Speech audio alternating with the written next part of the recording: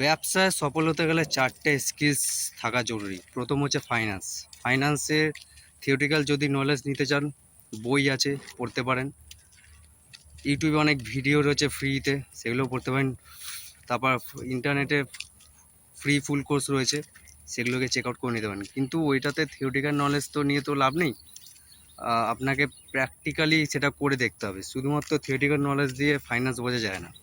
Theoretical knowledge হলে অনেকেই অনেক কিছু করে বসে আছে, সিএ এমএ না জানি কী সব করে বসে আছে।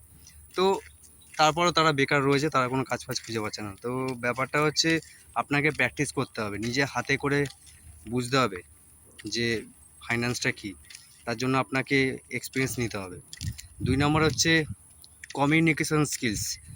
এখানে যে কটা আমি বলবো সব কিছু কিন্তু প্র্যাকটিসের ব্যাপার, আপনাকে নিজেকে করে দেখতে হবে। থিওরিটিক্যাল কোনো নলেজ দেবো না, প্র্যাকটিক্যালি আপনি করে দেখুন, তাহলে আপনি নিজে বুঝতে পারবেন। কমিউনিকেশন স্কিলস বেটার করতে হলে আপনাকে কমিউনিকেট করতে হবে। আপনার নিজের যে বক্তব্য সেটা কমিউনিকেট করতে হবে, প্র্যাকটিসের মাধ্যমেই আপনাকে করতে হবে। অন্যের সাথে কথা বলতে হবে, স্ট্রেঞ্জার হোক বা কোনো, আপনার প্র্যাকটিস করতে হবে, রেগুলার প্র্যাকটিস করতে হবে, সেটা প্র্যাকটিসের মাধ্যমেই আসতে হবে।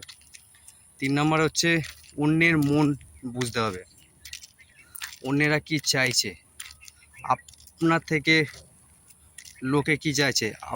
দুজনের যে মন, দুজনের যে আন্ডারস্ট্যান্ডিং সেটা সমান হতে হবে। অন্যের মনকে ভালোভাবে বুঝতে হবে। এইটা আজ হবে কি করে? এটা হবে হচ্ছে লিটারেচার দিয়ে, সাহিত্য দিয়ে। সাহিত্য পড়ুন, ইংলিশ হোক, বেঙ্গলি হোক, যাই হোক, যে ভাষা আপনি পড়তে বোঝেন। আর আমি আশা করছি, যেহেতু আমি বাংলা ভাষায় কথা বলছি, আপনিও তো বাংলা ভাষা, আপনার যেটা পছন্দ, বাংলা ভাষায় অনেক সাহিত্য রয়েছে, সেগুলোকে সাহিত্য যত পড়বেন, যত শব্দ নিয়ে খেলা করবেন, তত আপনার কমিউনিকেশন স্কিলসটা, তত আপনি মানুষের সাথে ভালো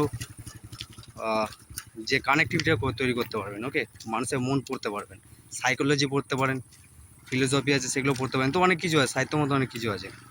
আরেকটা ব্যাপার হচ্ছে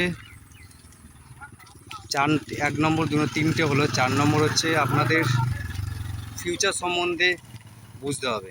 তার জন্য টেকনোলজি নিয়ে আপনাকে একটু রিসার্চ করতে হবে, টেকনোলজিকে বুঝতে হবে। তারপর আপনার আশেপাশে কী ঘটছে সেইটার বিষয়ে সজাগ থাকতে হবে। ফিউচারে কী হতে পারে সেগুলো নিয়ে চর্চা করতে হবে। তো সব কিছুই আপনার প্র্যাকটিসের উপর ডিপেন্ড করছে। একবার রিওয়াইন্ড করে দিই। নাম্বার 1 হচ্ছে ফাইন্যান্স স্কিলস, নাম্বার 2 হচ্ছে কমিউনিকেশান স্কিলস, নাম্বার 3 হচ্ছে লিটারেচার স্কিলস, মানে মনের মন বোঝা, নাম্বার 4 হচ্ছে ভবিষ্যৎ সম্বন্ধে আর যে ইমাজিনেশন পাওয়ার, ইমাজিনেশন স্কিলসটা বেটার হওয়া। তো আই হোপ আপনারা বুঝতে পেরেছেন।